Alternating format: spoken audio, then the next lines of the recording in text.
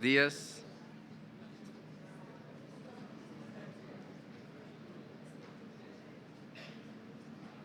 Interpreters, okay?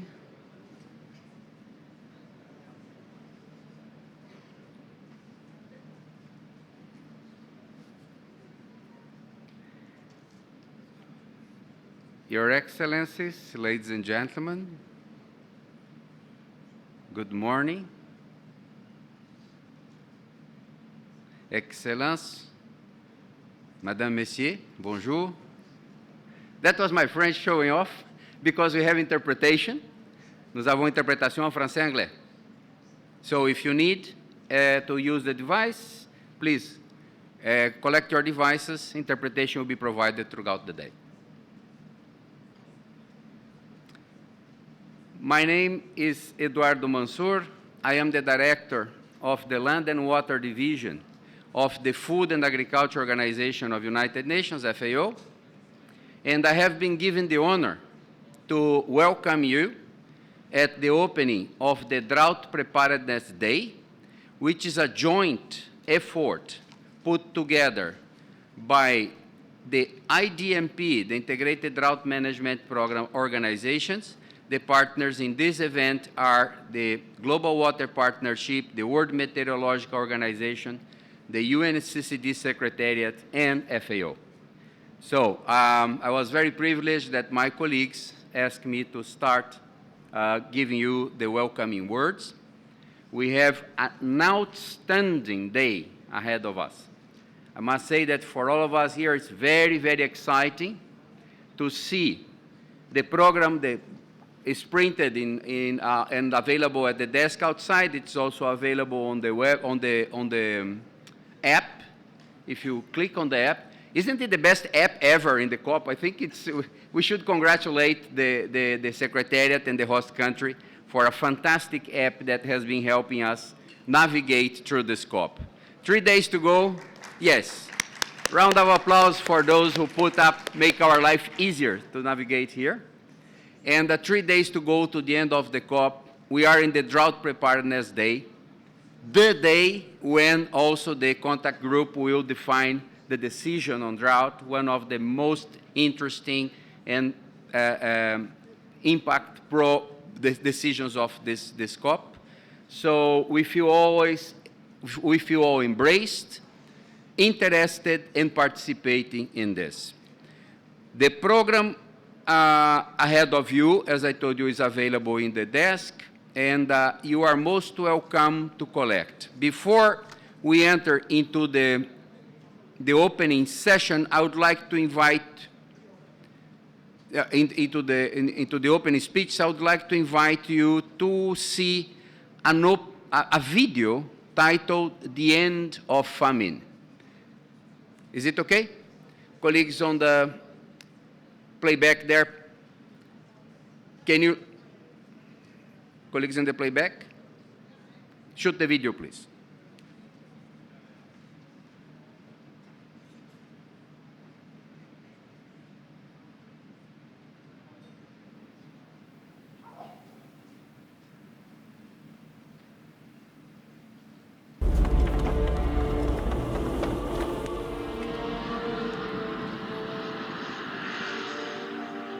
We still have biblical famines in the 21st century. Every 5 seconds, a child of less than 10 years of age dies as a consequence of malnutrition on a planet with unprecedented wealth and surpluses. It is the inconceivable shame of our time. The human right to food does not seem to exist. How can you live in dignity when you are dying of hunger? ንሳ ሞይታ ህፃን ግን ህይወት ነይርዎ ላጠወ ብጣዕሚ ክትልዕሎ ሃሞ ክትገብርውን የፀግማልካ ነይሩ ከፍትውን ካዝ ግን ሃሊቁ እዩ ላ ተሸጠ ላ ተበልዐ ምሕደር እንትፋስ ላ ተገበረ በቃ ሃምታድር ካብ ቤተክርስቲያን ደረኹም ጓ ሃማያ ነይራ ክሻዕዛ ገዛዝያ In this film, we will follow 2 individuals in the East African country of Ethiopia. The first, a strong-willed woman from a village in the Tigray region, representative of many thousands of other villages. At the end of the 20th century, this region has been hit by a famine unlike any other area on the African continent. But what are people doing today, proactively and on the ground, to better cope with the impacts of a lasting drought and the political systems too often failing to deliver relief? The United Nations has been told the famine across 4 countries is now the biggest crisis for the organisation since it was founded. We stand at a critical point in our history. This is November Foxtrot 1B copy. The second person is a man who has dedicated his life to dispatch food to those left with nothing, to those on the brink of starvation, relying on the international community to prevent the unimaginable. I will go personally to the warehouses and check if these foods are moving, and we will see. So I'll get back to you. What insights can we gain from both of their worlds? And would there be a way to proactively link grassroots initiatives, political frameworks, and emergency relief to bring an end to famine?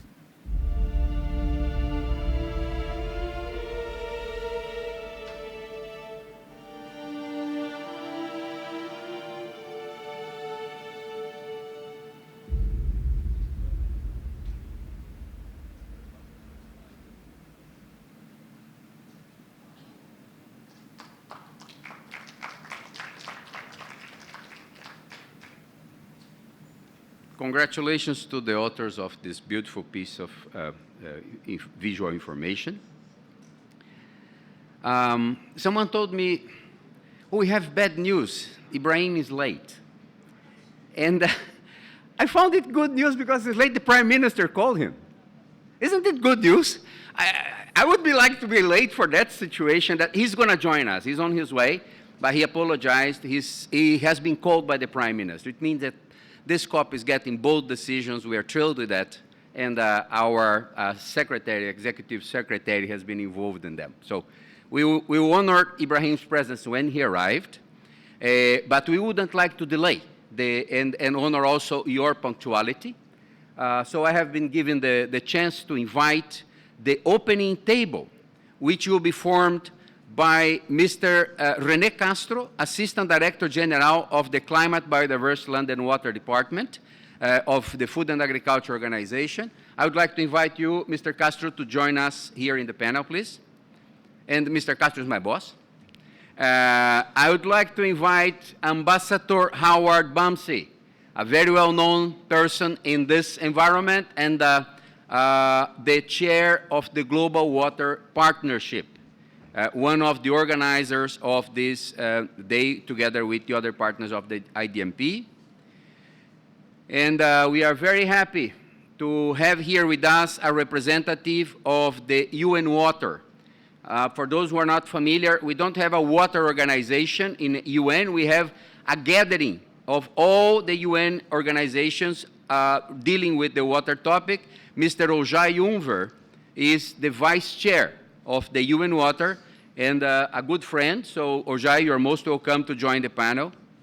And then we have a guest of honor, someone who has been made her life mobilization and calling attention for issues of Africa continent, of Africa women, of the fight of liberation that started in her family, in her genes with her father, and has been continued. And I'm thrilled to confirm to you the presence and invite to this podium Madame Samia Nkrumah, the president of the Kwame Nkrumah Pan-African Center from Ghana.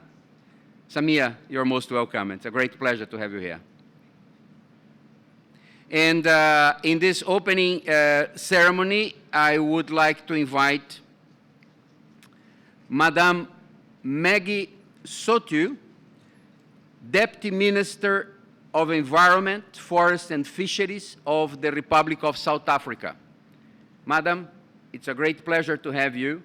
And you see the presence of two African women gives you a hint on the importance of the region, the gender approach that we have to look at when we discuss drought. And I think let's be more enthusiastic with this round of applause for Madame Samia Nkrumah and Deputy Minister Maggie Sotu. Thank you very much. And last but not least, our dear friend, the lead economist of the Africa Risk Capacity, Monsieur Jean-Claude Bidogueza. Jean-Claude, Monsieur Bidogueza? There you are. Most welcome, sir. Great pleasure to have you here. We would like to hear your interventions, and we will reserve one seat for Ibrahim. The moment that he can join us, we will recognize his presence, and we will give him the floor. I would like, let them be wired first, then we can hear them. Madam Deputy Minister, would you like to start? I would love to hear from you. You can speak from there or from here. I think, yes, you are most welcome here, ma'am.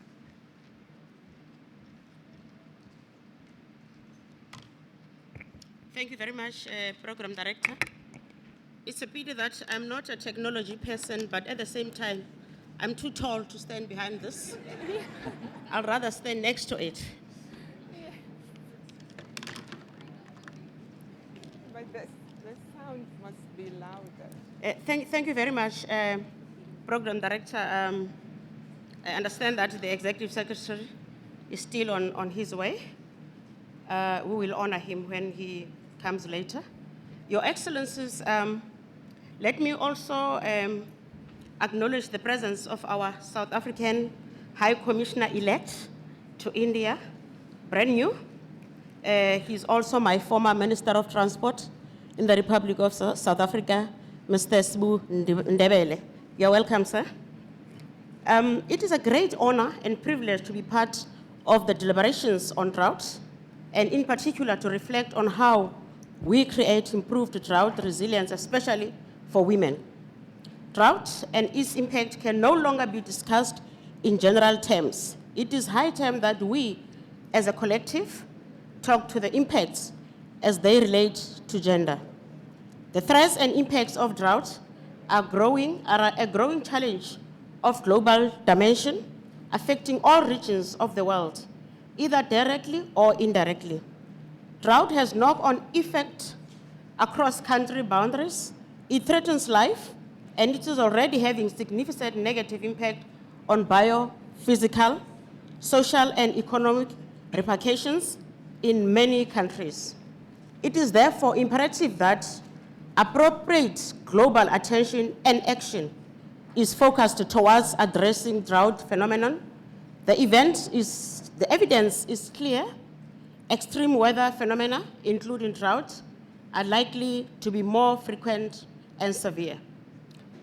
The progress made under this convention further calls for a coordinated global approach and action which is gender responsive, with a focus on women, children, and other vulnerable groups. Ladies and gentlemen, over time we have been violating our planet. More earth is bleeding and needs to be nurtured with care in order to heal. With women being nurturers and healers of the land, we need to ask ourselves an important question as this collective. How do we safeguard women during times of drought, ensure that they are resilient to future drought events? The choices we make in this regard will influence future outcomes.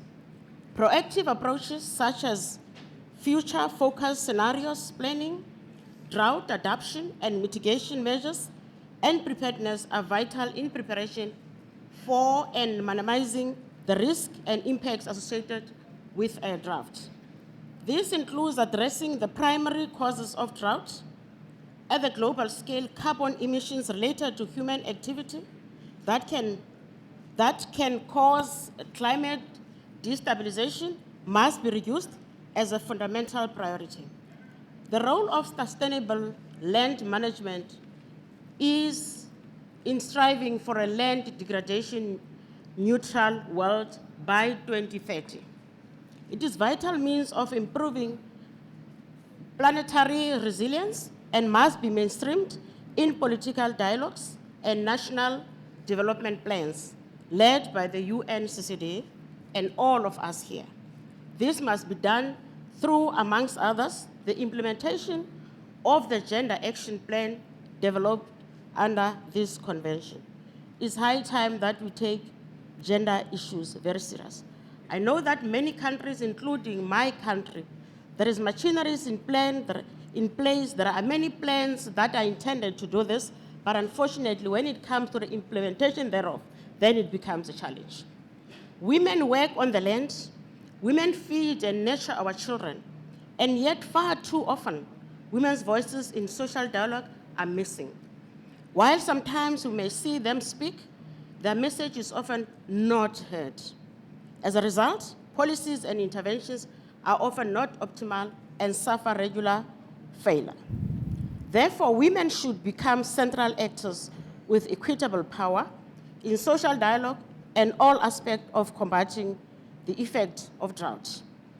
The employability of women through ensuring access to training, information, and the acquisition of new skills in order to break occupational segregation as a strategy should be prioritized. Evidence demonstrates that when women are economically empowered, there are enhances and multiple benefits for society. A key constraint to women in vulnerable communities is the fact that they are trapped in their situation.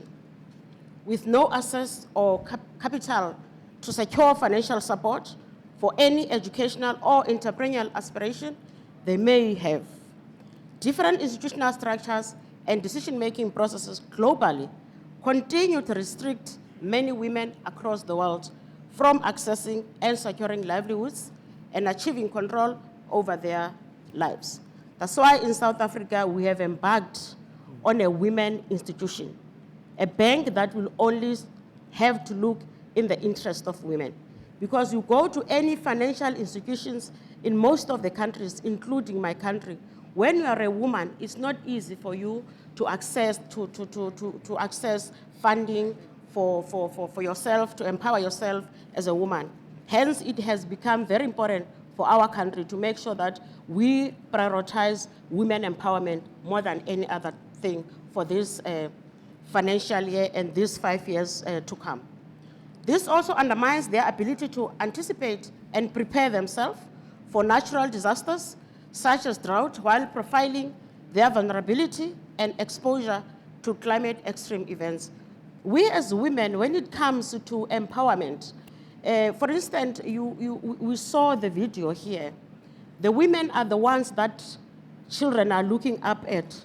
If there's no food at home, it's not always where a child will go to dad and say, Dad, I'm hungry. They will always go to Mama. Mommy, I'm hungry.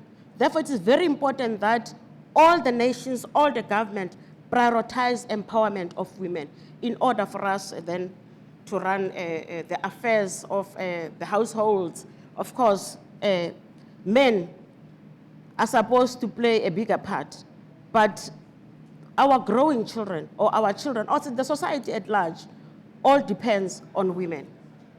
Gender-based inequality and social exclusion are key factors that is undermining people's and community capacities to cope with and recover from disaster risks and climate extreme events such as drought impact and floods, amongst others. Strategies which prioritize investment funding, specifically targeting women, as well as unblocking access to economic instruments, microloans, as I have just mentioned, insurances, must be developed and supported with appropriate policy and legislative provisions. We do have legislations that talks to what I'm talking about, but the problem is the implementation thereof. When a woman is involved, it's very much difficult for these institutions to assist the women. Therefore, these women here, we need ourselves as women to make sure that we come together and realize our dream as women in order for us to better the world and better the society. Ladies and gentlemen, unpacking the complexity of gender will enable a better understanding of how men and women can address drought and its impact collectively. It is important to acknowledge that the gender issues is not a matter to be solved by women alone. Addressing drought as a common global challenge and allocating appropriate resources and political will be addressing it. political will is very important, because if there is no political will in order for us to be able to implement it, forget it, we'll never be able to implement it. The UNCCD has a central role to play in leading the world through a human-centered approach to navigate humanity towards a more resilient future with gender responsiveness and a central theme. As we continue to deliberate around these issues, we need to bear in mind that the drought impact on women is not temporary, but regaining momentum. Hence, we need to accelerate the implementation of our land degradation neutrality initiatives, attempts to, at the least, achieve our target that we voluntarily committed to. I thank you all. Thank you.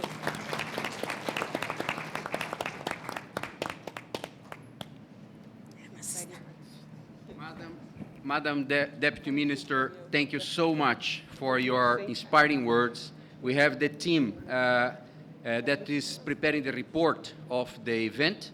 They are collecting with you your speech because we want to use it not only now but in the future. And you agree with me that Deputy Minister Sotui set the stage for the discussion here.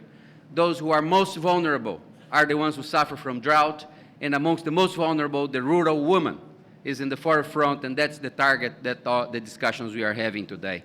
So thank you, Madam. And I also share with you the fact that these podiums are too high for people like us, so you did wonderful. And I'll also follow your advice and be a bit on the side. Before coming to the next speech, I would like to call your attention for two aspects. You see that I have two paints side by side. There are more distributed in these premises.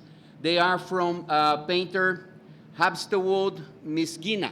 I don't know if he's with us. No, but he's around. He's from Eritrea, and he reflects in his painting the feeling of this COP.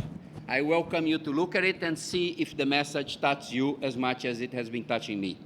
I find them amazing, but art is art, so I'll leave the interpretation to you.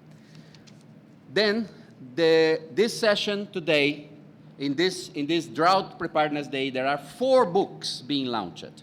We are going to discuss them in detail in the afternoon session, but you are welcome to collect your copies on your way out, or they are already on the desk near the coffee table.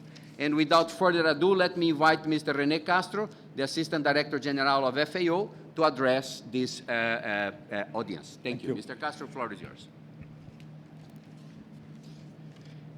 Thank you, Eduardo. Colleagues, first of all, let me congratulate the Secretariat of the UNCCD and the Government of India for hosting this amazing activity that shows how the momentum is growing for fighting land degradation, and also how we are finally converging in the RIO conventions. You know, we are now discussing how climate affects biodiversity and how the two affects land degradation and vice versa. Drought is a global problem affecting all regions of the world and amplifies our challenge towards food security and sustainability. This slow onset disaster is a major cause of water shortage and soil erosion, and has devastating impacts, especially in countries with reduced capacity to absorb the shocks. Through the world, desertification, land degradation, and drought are damaging food production. This year's edition of FAO's State of Food Security and Nutrition in the World, SOFI, indicates that the number of undernourished people in drought-sensitive countries has increased by 45% since 2012, and that overall hunger is on the rise, particularly in drought-prone areas.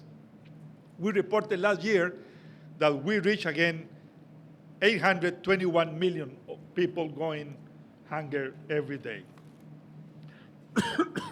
For example, in Somalia, this year, sporadic rainfall in April and May, coupled with the lasting effects of recurrent droughts in recent years, have resulted in significant declines in crop and livestock production.